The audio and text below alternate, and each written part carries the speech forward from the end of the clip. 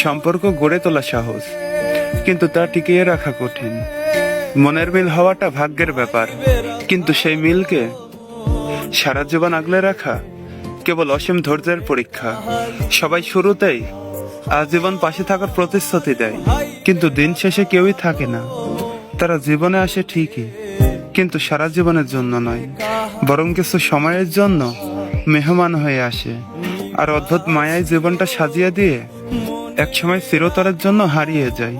তারা চলে যাওয়ার পরই বোঝা যায় মানুষ শুধু মানুষ নয়, কিছু মানুষ পুরো একটা অভ্যাস হয়ে যায়। তাদের অনুপস্থিতি শুধু শূন্যতা নয়, বরং প্রতিটি মুহূর্তে অনুভব করা এক নিঃশব্দ কষ্ট। যে মানুষটা এক সময় প্রতিদিনের গল্পের সঙ্গ ছিল, সে একদিন স্মৃতির পাতায় আটকে যায়।